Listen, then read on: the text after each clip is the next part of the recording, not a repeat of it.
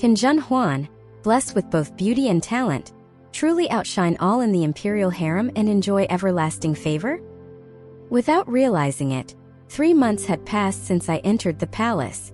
As the new year approached, the palace gradually exuded a festive atmosphere. The number of monks reciting sutras and praying for blessings day and night in the Tongming Hall also increased.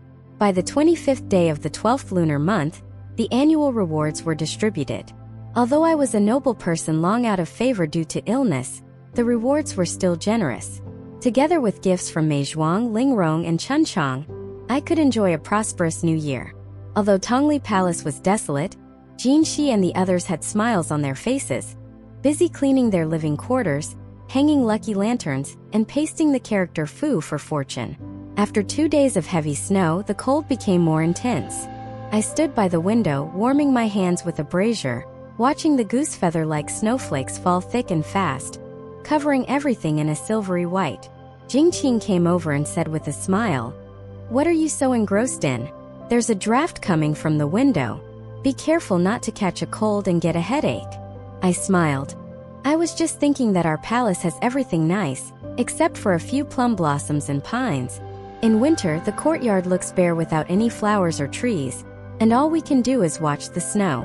Jingqing replied. Historically, Beauty Shi, who lived here, disliked flowers and plants the most, thinking they were more delicate than people.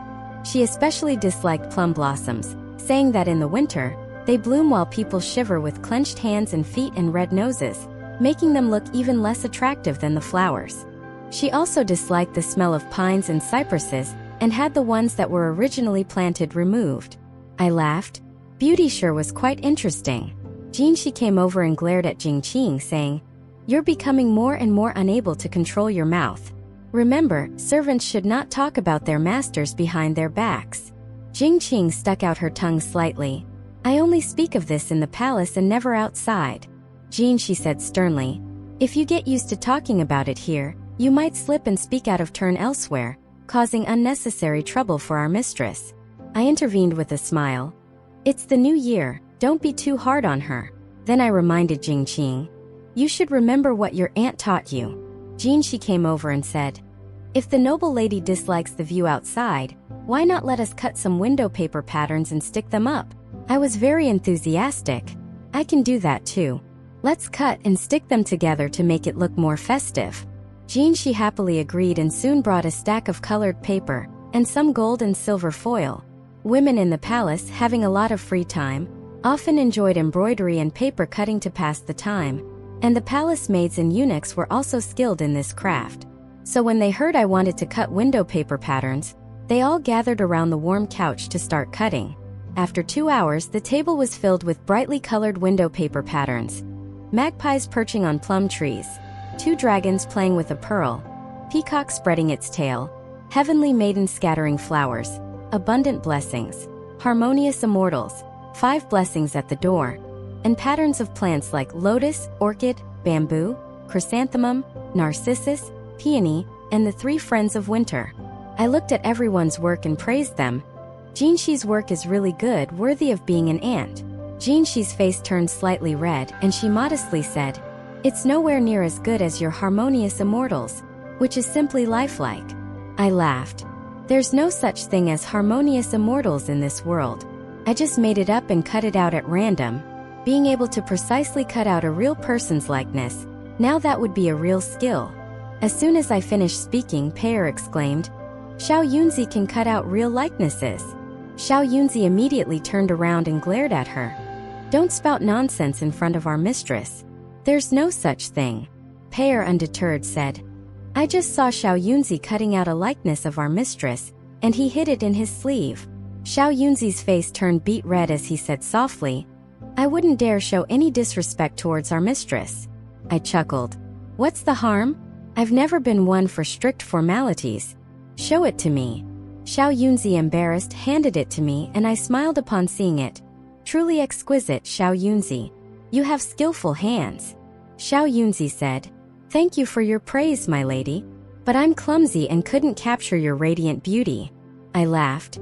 "Flattery will get you everywhere. You've made me look too good, but I really like it." Lu Zhu asked with a smile, He's quite the clever one.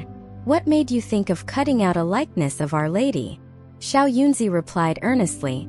Ever since our mistress had physician Wen save my brother's life, both my brother and I have been grateful for her great kindness. So, I cut out this likeness of our mistress to keep at home and pay respects to it day and night.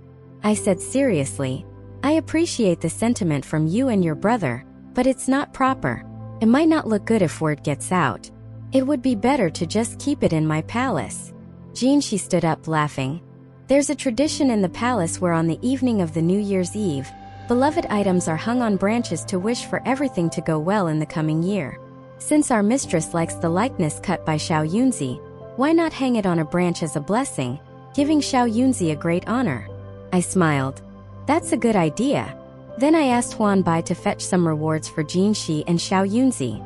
In the midst of the lively atmosphere, someone lifted the curtain to enter and pay respects. It was Baowan, a palace maid from Lingrong's side, holding 2 pots of daffodils.